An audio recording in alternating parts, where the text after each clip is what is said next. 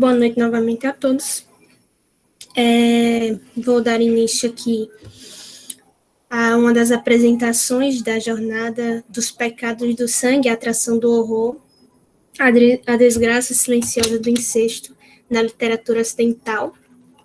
A minha apresentação ela vai ser acerca do livro O Incesto, ou Incesto, eu não sei bem. Depois eu vou explicar para vocês, porque é uma obra bastante complicada de ser encontrada, tanto na internet quanto em lojas físicas. Então eu sofri bastante para encontrar essa obra do Mário de Sá Carneiro, por ser também, acredito eu, uma obra não tão atual, e também não é uma obra renomada, digamos assim, né, que deu nome ao Mário de Sá na literatura. Então foi bastante complicada de ser encontrada, mas eu consegui lê-la. E aí eu vou trazê-la aqui para vocês. Essa jornada. O primeiro aporte teórico para fazer jus ao incesto, né, que é o tema da nossa jornada, é um dos que vocês mais conhecem, né? O pessoal do LIGEP conhece bastante, que é o Totem Tabu, Contribuição à História do Movimento Psicanalítico e outros textos.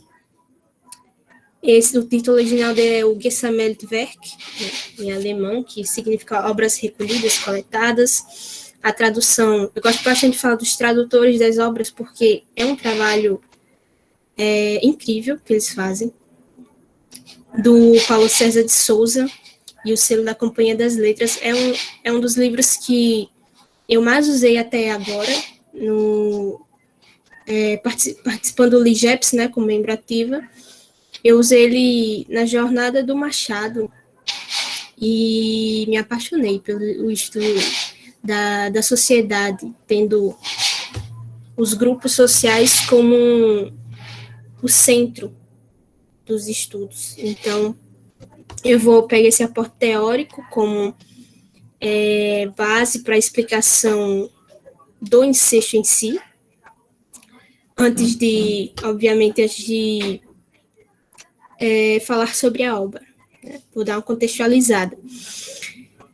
Mas, antes de falar sobre essa obra aí, do Freud, acredito que o incesto é incerto, né? A existência, o pontapé inicial que deu origem ao incesto. Então, assim, para falar do princípio, né? O que nós temos como princípio e que sabemos, né, que ocorreu o incesto nos mitos, né? Nos mitos tem os mitos gregos, né? Da mitologia grega, da mitologia nórdica, enfim. E a mitologia grega, ela é um aporte, assim, fantástico, né? Porque fala que, né, a criação do mundo em si e dos seres divinos aconteceram através de uma relação incestuosa, né? A Gaia, que é a Terra, né? Ela aí teve uma relação com seu primogênito, que é Urano, e a partir dessa relação eles tiveram uma prole, filhos, né?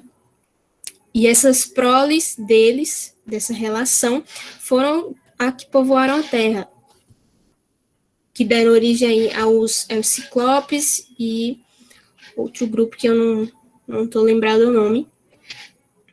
E foi assim, né? A mitologia fala que foi assim que se originou a criação das divindades. Que no momento eram divindades. Mas, se nós prestarmos atenção em sociedades pagãs, né, que creem e são influenciadas pelos contos mitológicos, a gente vê que o incesto pode ter sido uma influência, né, desses contos, dessas crenças mitológicas. Então, com certeza houveram sociedades que se se apossaram, né, dessas práticas como aos seus deuses. Então, pode ter sido aí um pontapé inicial para a consumação desse ato, né, que hoje nós vemos como com um olhar de repulsa, né, a sociedade vê. Então, tudo começou à base de uma crença, vamos dizer assim, né? Eu preciso acreditar que algo existe para de fato existir. E nessas sociedades, né, a partir do desenvolvimento delas, surgiram outras crenças. Né? Se eu creio num Deus pagão que pratica o incesto, então eu acho que eu também posso praticá-lo. Né? Então, aqui sobre o totem. Então, a partir do desenvolvimento das sociedades, dos grupos sociais em si, essas, né, se apossaram de outras crenças. Né? O Freud fala das tribos australianas, né? Muitos sabem, né? Esse aporte teórico que fala sobre essas tribos primitivas. E nessas tribos primitivas, né, saindo já um pouco da mitologia grega, nórdica, existe a crença no totem, né? E o que é o totem? Né? O Freud vai dizer que ele é uma divindade, como se fosse uma divindade, mas que era personificada em animais, em fenômenos da natureza, como ele fala aqui, né? Animal comestível, inofensivo ou perigoso, uma planta ou força da natureza, e que tem uma relação especial com todo um clã, né, com toda uma tribo. Ele fala aqui de clãs e tribos. Então, tinha uma relação, o totem em si, com essas pessoas individualmente. Né? Era um ser divino que possuía suas vontades, iras, né? Como se fosse realmente, hoje em dia, um santo, vamos dizer assim, né? E aí ele fala, né, o totem é em primeiro lugar o ancestral comum do clã, e por ele ser um ancestral comum do clã, ele é transmitido hereditariamente. Com o passado desenvolvimento dessas clãs e tribos.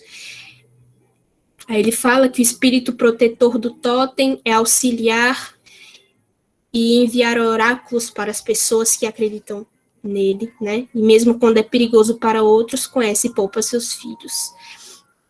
Vê-se muito isso em séries, né?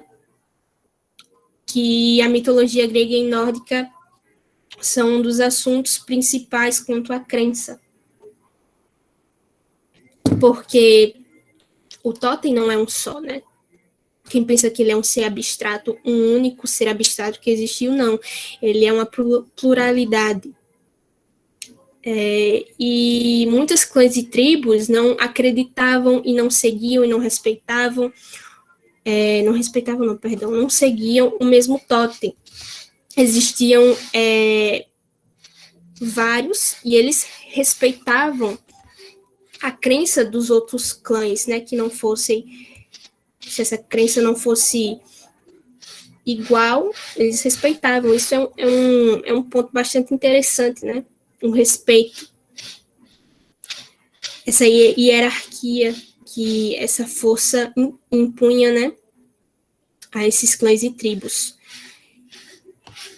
E a relação com o totem, ele fala aqui, é o fundamento de todas as obrigações sociais para o australiano. Então, à medida, todas as suas ações na sociedade faziam jus à sua crença, ou que aquele totem transmitia para eles, para aquelas pessoas. Então, refletiam, né? Era uma crença que refletia nas ações sociais dos clãs e das tribos.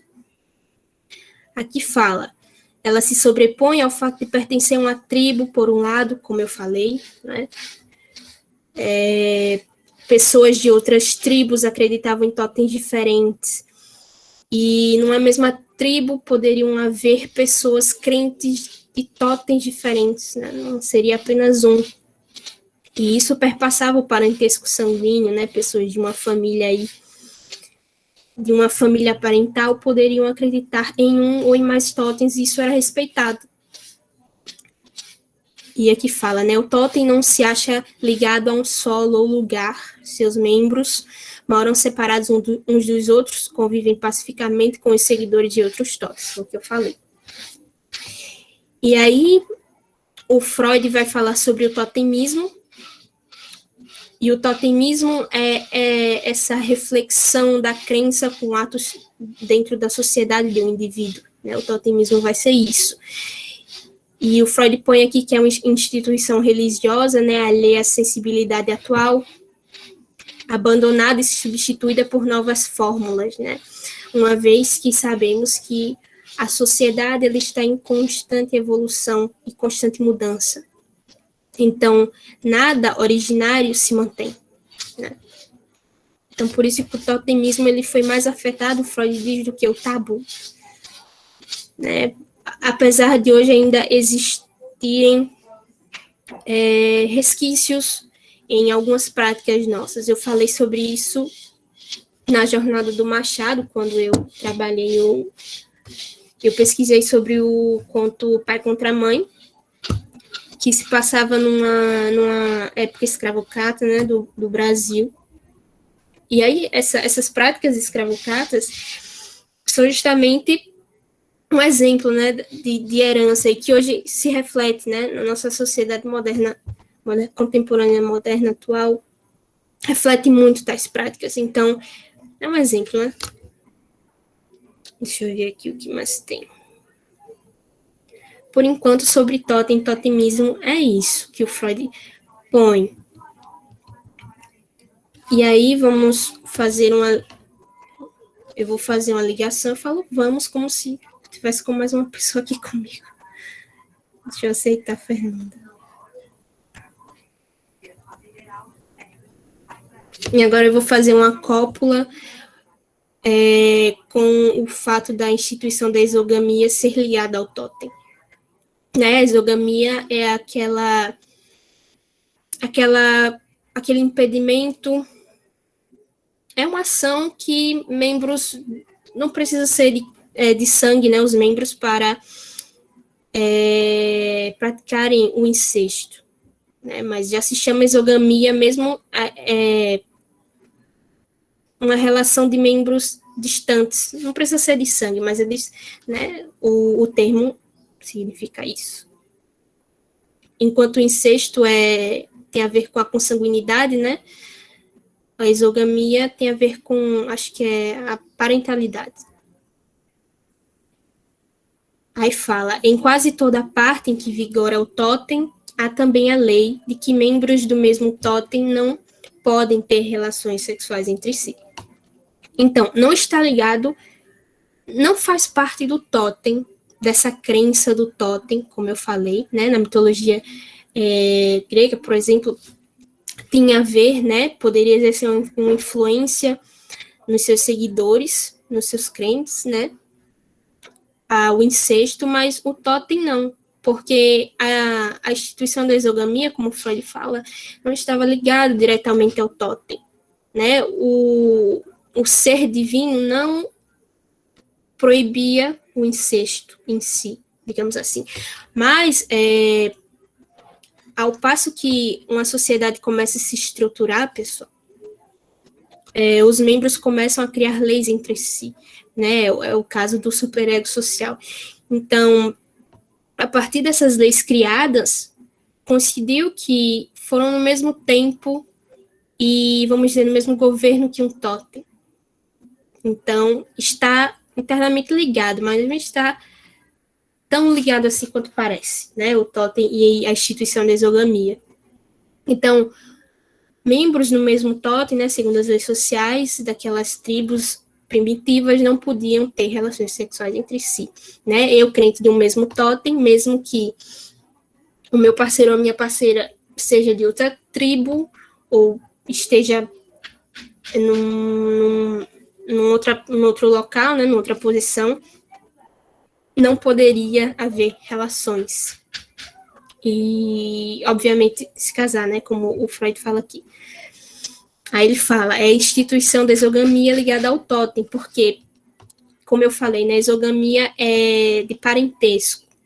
Né? Eu posso considerar pessoa X como meu irmão de crença, mesmo ele não sendo minha consanguinidade, e por isso mesmo eu não vou poder me casar ou ter alguma relação com essa pessoa X. E aí, continuando, né? Exogamia nada tinha a ver com totemismo, foi o que eu falei. E foi-lhe agregada depois, sem vínculo mais profundo, quando limitações ao casamento se revelaram necessárias. Mesmo nos amores casuais, são estritamente observadas as proibições do clã, e qualquer violação de tais proibições é olhada com repulsa extrema e punida com a morte. Então, a punição aqui era a morte, né? Então, mais do que nunca, eles tinham de se proteger, vamos dizer assim, né? Aí torna impossível para um homem a união sexual com todas as mulheres de seu próprio clã, como eu falei, ou seja, com um bom número de mulheres que não são suas parentes de sangue, pois as trata como se o fossem. E tudo isso baseado no sistema de crença, né? Tudo isso ligado à estruturação de uma sociedade e dessas leis, né? Então percebam como as pessoas, né, a sociedade em si tem poder. Continuando, enquanto o sistema do totem, como sabemos, é a base de todas as demais obrigações sociais e restrições morais da tribo, a importância das fratrias, que são clãs e os totens, se reduz, em geral, à regulamentação da escolha matrimonial. Então, os totens passaram, com o tempo, né, a serem vistos apenas como regulamentação de escolha matrimonial, né, e não apenas como divisão, claro, né, como divisão que iria respeitar o totem. O totem ao qual aquelas pessoas acreditavam, mas elas passaram a ser regulamentações de escolha matrimonial, que passou a ser um objetivo, no caso, né?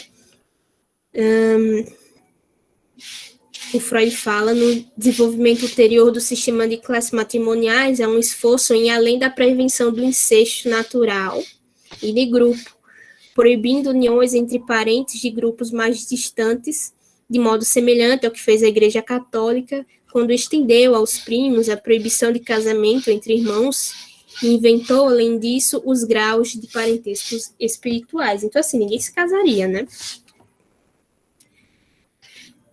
Fantástico. Ele fala de incesto natural, é importante ressaltar aqui que esse incesto natural vai ser falado, acredito que no próximo slide, eu vou meter algumas coisas, deixa eu ver. Esse incesto natural, ele se refere aí ao complexo de Édipo, né, as relações de objeto, aí que a Melanie Klein, ela escreveu sobre. Então, eu vou continuar, né, vou falar mais no próximo slide. O Freud fala, o que é muito interessante, o seguinte, né, abre aspas, temos que admitir que no tocante ao incesto e à exogamia também, né, esses selvagens são mais sensíveis do que nós, provavelmente se acham mais próximos da tentação, de modo que têm necessidade de maior proteção contra ela. Então, eu achei bastante interessante essa frase, e essa tentação, essa represália dessa libido, né, é bastante interessante porque essa proibição em si vai girar em torno de serem clãs e tribos pequenas, né, porque justamente, né, a exogamia ela é criada pelas pessoas e as pessoas se protegem contra as coisas que elas criaram, né, no caso das tribos. Eu vou falar um pouco sobre esse incesto natural, né, que Freud fala daqui a pouquinho, mas antes eu tenho uma diferença, né, sobre impedimentos e tabus. Esses impedimentos, né, que as pessoas desses clãs e tribos faziam para se protegerem contra o incesto, né, pensamentos incestuosos, enfim, são diferentes de tabus, né, esses impedimentos. E aí ele fala, né, as restrições do tabu são algo diverso das proibições religiosas ou morais, né, enquanto os impedimentos ligam-se ao totem, né, a algo divino que as pessoas, né, fizeram ligar, porque o totem em si não transmite isso para elas. O tabu, ele vale por si mesmo, né?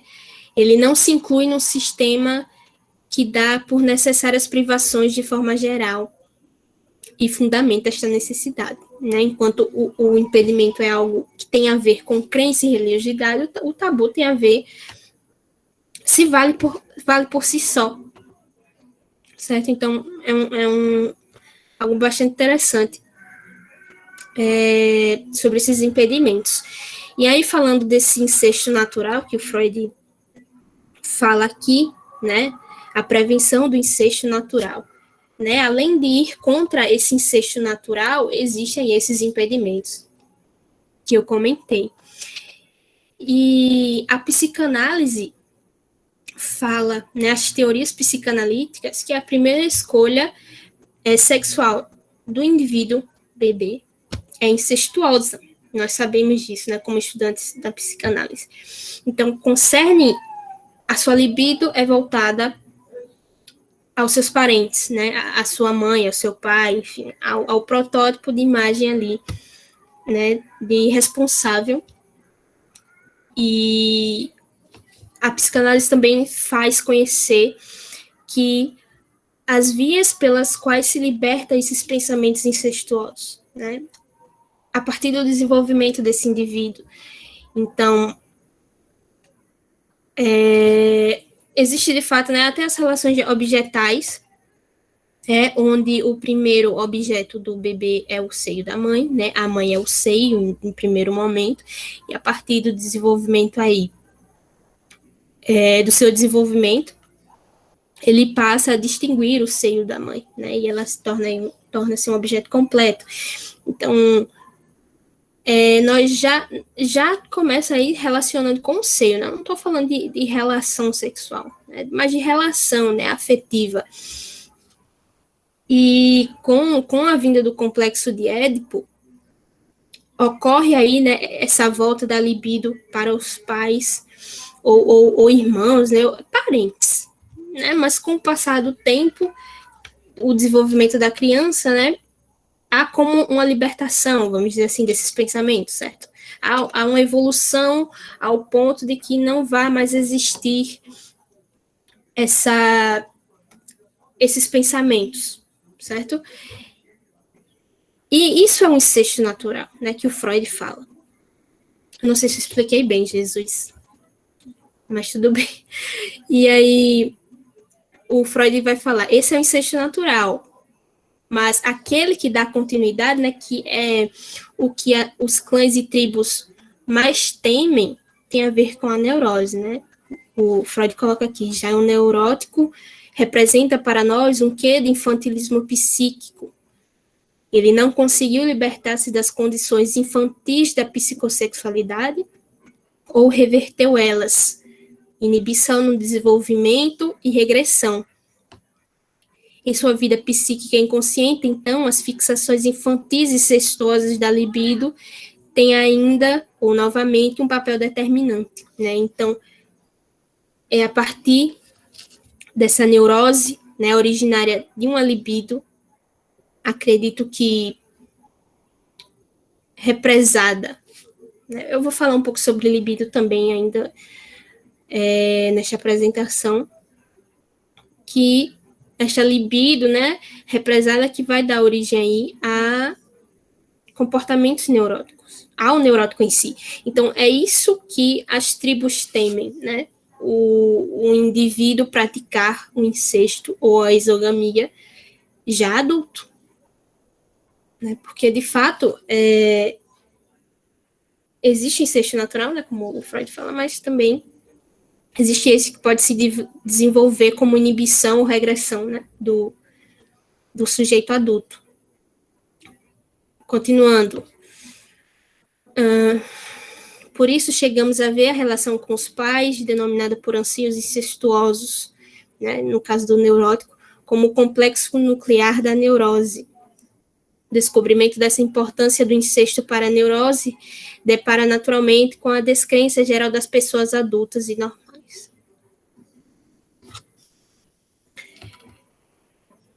E falando agora sobre as tribos, e saindo um pouco do complexo de Édipo, e sobre a neurose, o Freud ele fala que nós somos levados a acreditar que, antes de tudo, essa aversão do homem aos seus antigos desejos incestuosos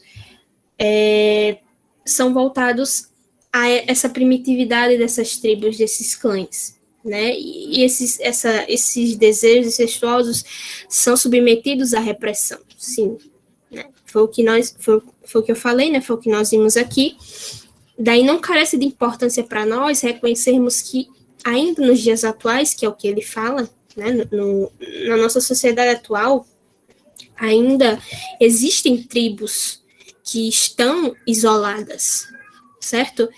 E que elas continuam essas práticas de proteção, né? Então, são tribos que não têm contato com a civilização, a sociedade moderna, e elas ainda agem como essas tribos australianas, né? Um exemplo. E esses selvagens, ele coloca, ainda vêm como ameaçadores e merecedores de rigorosas medidas de defesa. Os desejos incestuosos humanos fadados a se tornarem conscientes, porque esses desejos incestuosos são fadados a se tornarem conscientes, sim, né? Como nós vimos no complexo de Édipo. Se o desenvolvimento do indivíduo ali ocorrer saudável, vamos dizer assim, né? De forma saudável. Mas ele não está culpando aqui, né, os primitivos por não saberem da teoria, né, e não reconhecerem isso. Mas ele só está, acredito que, fazendo um adendo, né, que ainda existem tribos assim. E é de se refletir, talvez até uma inclusão de conhecimento, até porque essas tribos, é de se refletir essa inclusão de conhecimento, por quê? É importante o conhecimento? É importante o conhecimento. Mas ele fala que é de se pensar porque justamente pode infringir um patrimônio histórico, que são essas tribos, certo? Então, imagine, né? Chegar um estudante de psicanálise numa ilha deserta, com tribos, uma tribo que segue uma herança totêmica dessas tribos australianas, por exemplo. Ele chega lá e começa a falar do complexo de Édipo, começar a falar da neurose, da libido, e que tem a ver, que tem ligação, mas que esses pensamentos incestuosos existem desde o início, né, do desenvolvimento do ser. Eles vão ficar o quê, né, pessoal? Acho que eles podem surtar, não é? E eu não vou dizer inocência, mas é uma consciência que não se deve infringir, né? A gente só deve ter ciência de que realmente existe e respeitar, né? Como as tribos respeitavam seus totens, vamos respeitar também a posição dessas pessoas, né?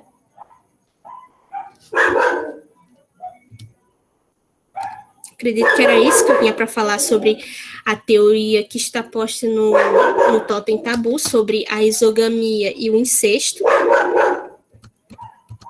Vamos agora para o livro Incesto, do Mário de Sá Carneiro. Vamos falar um pouco sobre essa relação incestuosa entre pai e filha, certo? Eu acredito que muitos de vocês não chegaram a ler o Incesto, como eu falei no início. É uma obra de bastante... É uma obra que não se encontra, né? Vamos falar assim em palavras coloquiais. Não encontrei, pessoal, o livro. Eu acho que a compra dele está apenas disponível em sites internacionais, mas que assim, o valor do frete realmente daria para comprar muitas outras coisas, muitos outros livros, muitas outras coleções da psicanálise. Então, assim, é de se pensar comprar esse livro. Mas consegui ler ele, né? Tem uma sinopse que eu não sei se é a dele, porque, primeiro, a divulgação não existe desse livro, não existe para comprar em sites do Brasil, e se existe, está esgotado, e até nos sites gringos, né, estrangeiros, também está esgotado. Então, assim, nem vi sinopse, não consegui encontrar sinopse dele, né? Esse aqui foi um comentário de uma pessoa que chegou a ler o livro. Essa sinopse pode estar aí no slide. Não se sabe, porque eu dei uma de FBI, mas não se sabe o ano que esse livro foi publicado. E eu gostaria de entender o porquê. Eu não sei se ele foi... esqueci a palavra, né? Mas... eu esqueci a palavra. Enfim. A sinopse. Haverá limites para o amor? Em Incesto, Mário Sá Carneiro faz-nos refletir sobre esta questão que é abrangente, fragilizante, sobretudo problemática. Através dos sentimentos de um pai que acaba por chegar à conclusão de que, por vezes, o sacrifício supremo poderá ser também uma grande prova de amor e redenção, podendo chegar ao limite do suicídio. E aí eu coloquei, né, trata de um livro pequeno de divulgação virtual pobre, não se sabe muito da obra através dos mecanismos de pesquisa, não existe até o momento a venda dele em lojas virtuais. Foi mais uma espécie de desabafo aqui, né? O pouco que se sabe é que Incesto foi escrito por Mário de Sá Carneiro, muito antes da obra referência de seu nome, A Confissão de Lúcio, de 1914. E então esse livro, ele é mais antigo do que A Confissão de Lúcio, né, que é um grande livro do Mário de Sá Carneiro. E é um livro muito bom. Eu gostei bastante dele, eu gostei de pesquisar sobre ele. E eu estou escrevendo artigos sobre ele, né, com relação à nossa jornada. E eu gostei muito de trabalhar com essa temática, porque eu gosto muito de pesquisar sobre a sociedade em si, certo? Então, eu recomendo vocês a lerem ele. Se alguém quiser ler, eu passo o arquivo. E esse livro, ele é interessante porque ele tem intromissões na narrativa do autor. Então, parece que o autor está falando com você acerca da problemática do personagem principal, que é um pai, certo? Para com sentimentos... sobre seus sentimentos para com sua filha. E os personagens, né? Vamos entrar aí na narrativa do livro. O personagem principal, esse pai, né? É o Luiz de Montfort. Ele é um autor dramático na narrativa. E a Júlia Gama, que vai ser aí a sua parceira, é uma atriz que interpretava as peças que ele escrevia, certo? Uma das peças é intitulada Doida. E dessa relação do Luiz de Montfort com a Júlia Gama, nasce a Leonor, que é a filha do casal. Mas aí, a Júlia Gama, ela decide abandonar o Luiz de Montfort e o deixa com sua filha, a Leonor, né? E mais tarde na narrativa se descobre que ela foi assassinada, né? Ela deu-se um fim, digamos assim. Então, desse romance, ficou apenas a filha. Então, Luís de Montfort, né, nesse primeiro trecho, ele fala que desse romance só ficou aquela filha. A falta da mãe, que perversa e linda, desaparecera no turbilhão esfacelante de uma vida arrebatadamente louca, tragicamente agitada, fora ele, só ele, que a criara desde os 2 anos. Então, ele criou a Leonor sem a Júlia. Morto para o amor, vivera para o fruto desse amor que o dilacerara, que o tinha esmagado no seu aniquilamento brusco. Aquele entezinho delicioso de cabelos de ouro, de carne branca cor-de-rosa, fizera-o viver, dera-lhe e renovara-lhe em cada dia as forças para a luta de cada dia. Então, percebe-se, né? Primeiro, aqui fala, né, o que Leonor significava para Montfort no início da sua relação com Júlia, antes dela ir embora, né, antes dela deixá-lo com a filha. Essa filha, julgava o dramaturgo, seria o elo inquebrantável que ligaria para sempre a sua vida à vida de sua amante. Então, o que é que aconteceu? O Montfort, ele, vamos dizer, a Júlia foi embora, mas ficou a filha. Então, ele é como se a Júlia não tivesse ido embora. É como se ela fosse, o papel dela, né, a representatividade carnal dela fosse trocada pela filha. Então, ele vivendo, né, somente para essa criança, somente para Leonor, o fez ser considerado aí um pai zeloso, digamos, né? Mas é o que a gente vai descobrir que não é bem assim no decorrer da narrativa. Aí ele coloca aqui: nunca a imaginara separada da mãe, ou seja, Leonor era Júlia, na cabeça de Montfort. Considerara sempre como uma parte integrante daquela. Então, ele nunca perdera Júlia. Ele sempre estivera com ela justamente por conta da filha. Então, esse significado que ele colocou em Leonor é bastante interessante, justamente para essa pesquisa que eu estou fazendo.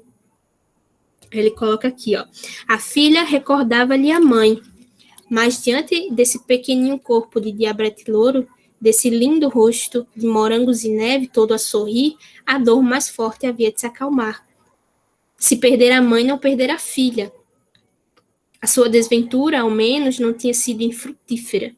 Então, percebam o significado que ele põe nessa filha, certo? Continuando. O seu pai olhara para ela, o Montfort, no caso, como poucas mães olhariam. Esboçara desde a sua infância um plano educativo que pouco a pouco fora realizado proveitosamente. Ele educou a Leonor de forma diferente que as mães educavam as filhas naquela época. Ele não expõe o ano, mas naquela época, eu vou falar assim, tá? Então, a educação de Leonor era mais, vamos dizer, mais inclusiva, né? Coisas que as mães não ensinavam às suas filhas, o Montfort ia lá e ensinava a Leonor. Então, ele não queria encontrar uma mãe para Leonor, é o que ele vai falar durante a narrativa. Ele queria ser o pai e a mãe dela. Então, ele é uma posse de objeto, né? Percebe-se aí de início. Quando, às vezes, à tarde, eu vou lendo, pessoal, alguns trechos, tá, do livro, e isso vai me ajudando na explicação. Por isso que eu trouxe alguns trechos aí. Tantos trechos, né? Quando, às vezes, à tarde, saía com ela e via pela Rua do Ouro os homens voltarem-se a admirá-la, todos eles jubilavam, no caso com a filha, né? Estas homenagens de desconhecidos, inconvenientes quase, transportavam esse pai que, dando o braço à filha, mais parecia o seu esposo. Então, ele começou a tratá-la como realmente a sua esposa, certo? E esse júbilo, né, essa alegria extrema, mais tarde ele vai dizer, né, na sua neurose, que não era júbilo, era ciúmes. Então percebam, né, a significância disso. Ao pensar no futuro, Luís se preocupava com o marido de Leonor. Sua filha estava em idade de casar. Pediam beijos àqueles lábios de rosas e as pontas daqueles seios bem duros e arfantes.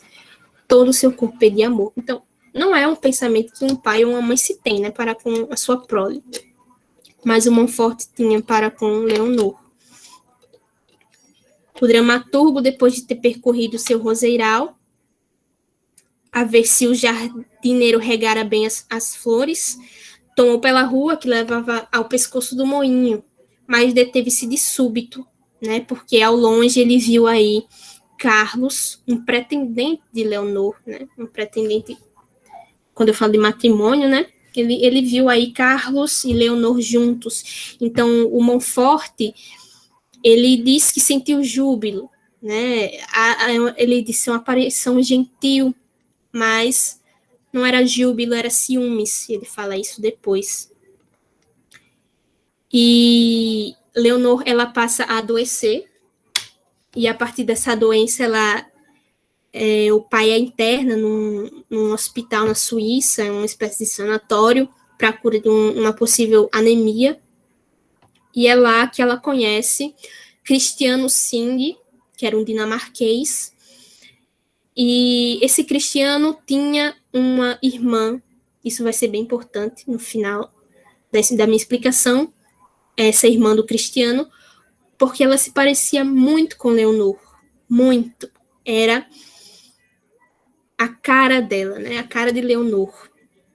E ela teve as suas relações, né, de amizade nesse local na Suíça, mas aí a Leonor acaba morrendo, né, por conta dessa anemia a levar à morte, e o Montfort, ele entra no estado de obsessão para com todas as coisas que relembrassem a falecida, né? Ele fala que a recordação era o seu único alívio. Então, é como se ele tivesse perdido Júlia, né, a sua antiga mulher, completamente, né? Agora que perdeu Leonor. Então, ele fala aqui, né, que beijava sofregamente as roupas íntimas de Leonor, né, após sua morte, e frequentemente ele tinha visões estranhas, né, visões estranhas incestuosas, digamos assim, no seu delírio, né, Leonor existia apenas em seu delírio, no caso. E quando o dramaturgo viu uma estranha, né, ele resolveu fazer o caminho que Leonor fez numa viagem. Então, ele resolveu viajar novamente para onde a filha tinha viajado, só para sentir como se ela estivesse lá com ele. Né? Então, percebam a obsessão dele para com a filha, né? Essa carência. E foi quando ele viu uma moça, né? E essa moça, né, só por ser mulher, ele a queria por perto, né, de saudade e de saudade que ele sentia da sua filha. Então, qualquer mulher que chegasse perto dele agora, ele achava que tinha alguma coisa a ver com Leonor só por ser mulher. Né? Ele fala aqui, né, que a mulher, quando se aproximava, ele percebia que estava bem viva a sua filha, né, que era ela que se aproximava dele, não a desconhecida. E aí, nessa obsessão, o Luís de Montfort, ele lembram da irmã do Carlos, não, da irmã do Cristiano, né, que era paciente com Leonor naquele sanatório, então, que ela era bastante parecida com Leonor, e o nome dela era Magda. E o Luís de Montfort, ele vai se casar com esse clone da Leonor, digamos assim, né, por ter uma aparência semelhante a ela, só por ser semelhante a ela, só por rememorar a falecida. Então ele se casa com Magda. E ele fala que ele começa a ter alucinações onde Magda era Leonor e ele a desejava. Então, às vezes ele tinha uns súbitos de razão, né? Ele voltava à razão dessas suas alucinações. Ele percebia que Magda era apenas uma pessoa semelhante a Leonor, né? Ela não tinha o que Leonor tinha em seu interior, a sua alma, né? A alma de Leonor ela não tinha, ela tinha apenas aparência. E ele conseguia distinguir isso nos momentos de razão dele. Então, a partir de suas alucinações, ele juntava as duas personalidades, né, a de Magda com Leonor. E Magda se transformava, então, em sua filha, né, como se ela tivesse ressuscitado. E ele se casou com Magda, ele tinha relações com a Magda, relações sexuais. Aí ele pensa, né, numa de suas alucinações, há muito tinha se consumado o incesto. E ele se dá conta, né, de que quando ele viu os homens olharem para Leonor na rua, era ciúmes que ele sentia, e não alegria, né, e não júbilo. Quando ele viu o Carlos, o pretendente de Leonor, com ela ali na fonte, juntos, ele sentiu ciúmes, né? E quando ele se dá conta disso, que ele entra em colapso, e ele percebe que só casou com Magda porque ela era semelhante à sua filha. E ele entrega a loucura, né, que eu coloquei aqui, é um momento em que o Montfort, ele percebe que enquanto ele estava com Magda, ele estaria aí profanando, manchando a imagem da filha falecida com ela. Né? Então, nessa sua loucura, nessa sua neurose, ele decide matar Magda, né, para destruir o corpo dela, como eu coloquei aqui, né?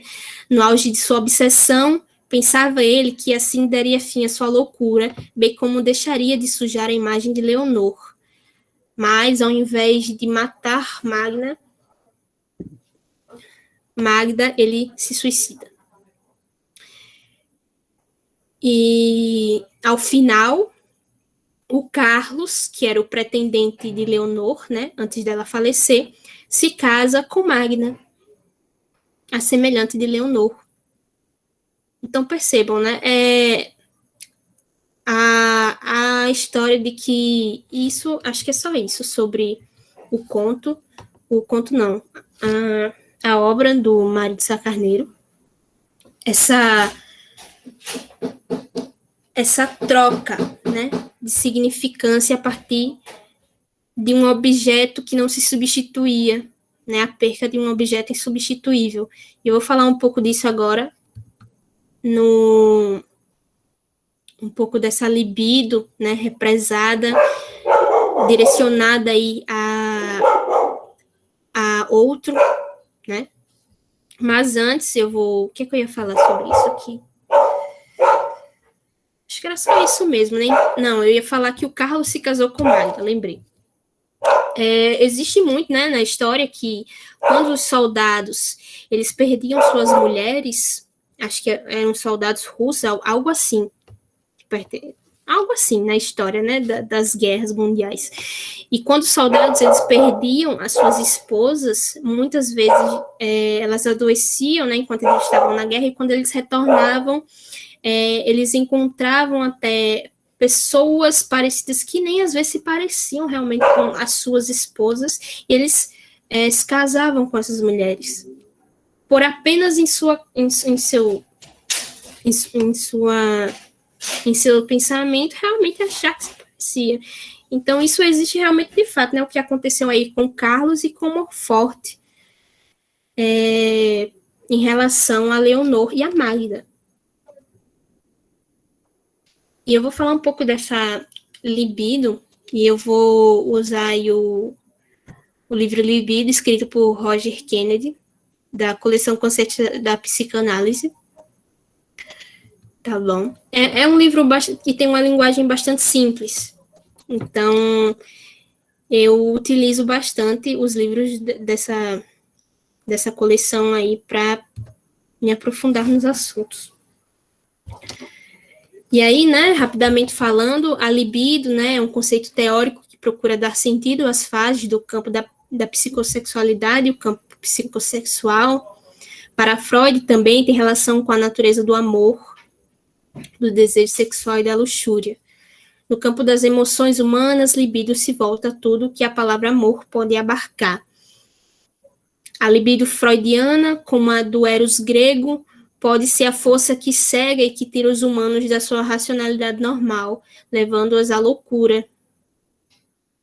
Hoje volta-se mais à teoria da relação de objetos do que à teoria da sexualidade, enfim, né? Não vou me aprofundar muito nisso.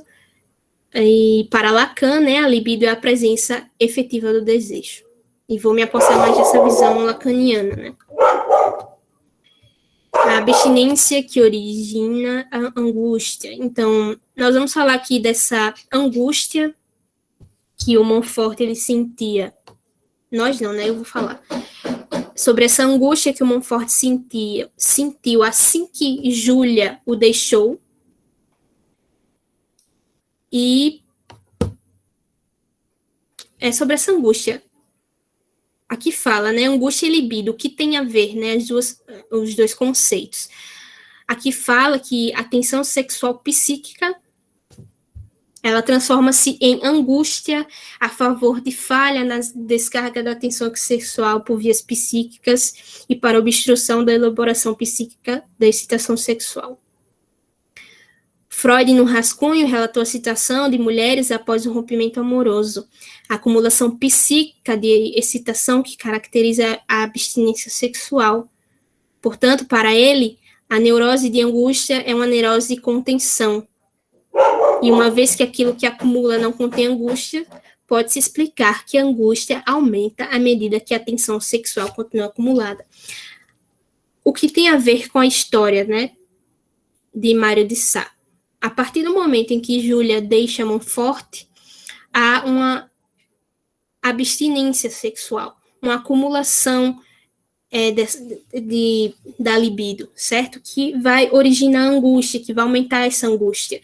Tanto é que ele fala, né, nesse trecho aí em vermelho, após Júlia o deixar, ele fala que há angústias que a vigoram, né?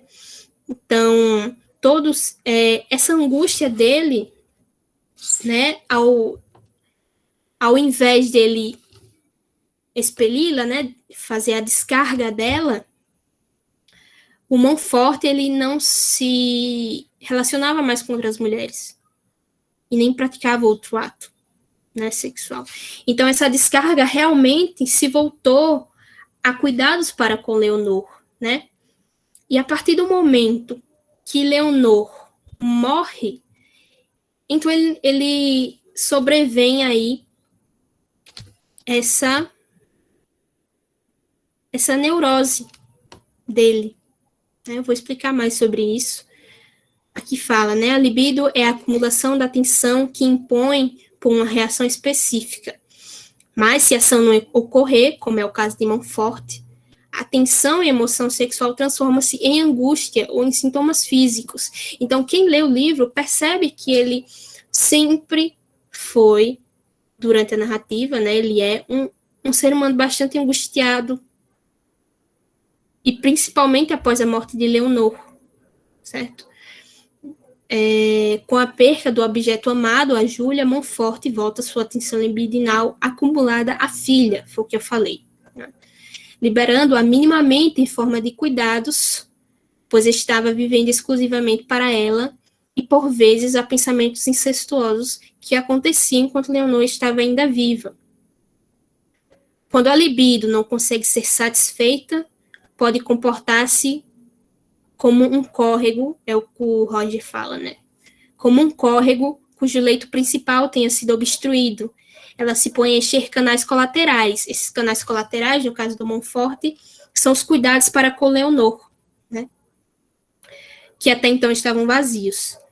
Esses canais colaterais tornam-se fonte de tendências perversas variadas em pacientes neuróticos, que é quando essa angústia retorna após a morte de Leonor e ele não tem onde fazer essa descarga, né? Então, esse canal colateral torna-se tendência perversa nele na fixação na sua filha após a morte dela. Então, vejam que é um pouco complexo, né? E aí, sobre a neurose, né? O que pode provocar a neurose? Num ensaio de Freud em 1912, o Kennedy fala que algumas causas do início de uma neurose, e uma das causas, né? Deixa eu ver aqui a hora, gente, rapidinho. Ah, tá, 9 horas. E uma das causas do início da neurose de Montfort, que eu pude, na minha pesquisa, concluir, foi uma frustração provocada por um objeto interno ou externo. Mas no caso de Montfort, o objeto, quando esse objeto vamos dizer, que ele impõe sua libido nesse objeto, né? E em Leonor em forma de cuidado. E quando esse objeto é perdido ou retirado desse ser e não há substituto, porque não houve substituto para Leonor com Magda, né? E não houve substituto para Júlia com Leonor. Então, nessa de não há substituto, é quando pode sobrevir a doença sobre a pessoa. E nesse tipo, acrescenta Freud, a possibilidade de contrair a doença só surge quando existe a abstinência. Então, houve a abstinência para com Júlia, quando ela o deixou, mas ele percebeu que havia filha, que representava Júlia. Então, ele não entrou nesse complexo neurótico, né? Quando ele perdeu a filha, e aí quando não houve substitutos para ela, né? Quando Magda não conseguiu substituir, ou quando ele pensou que ela não conseguiu, daí sobreviu sobre ele a doença.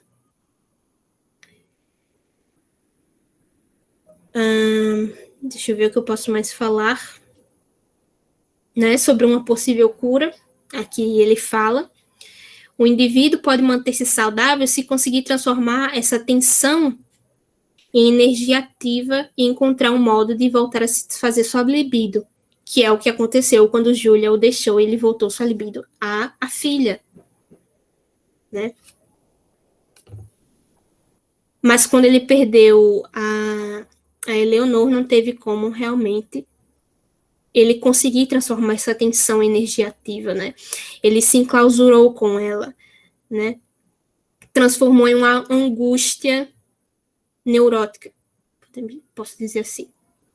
Se for persistente, a frustração pode trazer à tona fatores da personalidade até então dormentes, né? É o que acontece realmente. Eu acho que é isso, pessoal. Deixa eu ver se os slides os slides acabaram. Foi isso sobre a pesquisa. Deixa eu ver aqui o que vocês falaram. Eu vou parar a gravação aqui, tá? Mas eu vou ler os comentários. E vou colocar também a lista de presença aqui para vocês. Gessilane fala, né? Minha primeira experiência foi assistindo a série. Freud. Não conheci Sofocles porque pesquisei, me refiro ao Totem. Eu não assisti essa série. Vou pesquisar. Me interessei agora. Assine, pessoal, por favor, a frequência e me fale se está funcionando.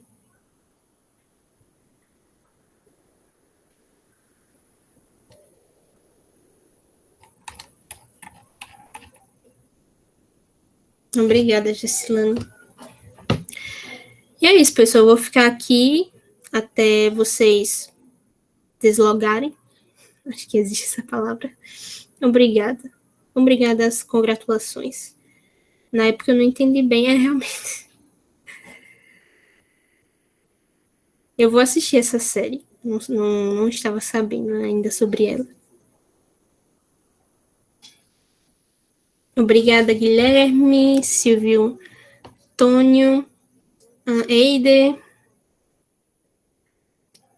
Quando você, Chessilane, começa a ler as teorias e você começa, parece que é tudo se encaixar, né? Como se fosse um quebra-cabeça. Tem na Netflix, pronto. Vou assistir ela hoje, gente. Jardel. Eu recomendo Jardel o livro, tá? É uma linguagem bem simples, até no Tabu e Totem, né? Totem Tabu.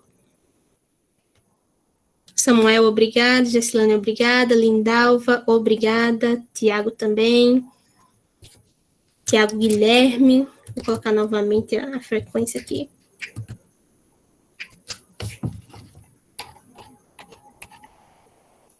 E é isso, vou esperar vocês deslogarem para ninguém deixar de assinar a frequência, mas eu estou por aqui, caso vocês queiram falar alguma coisa.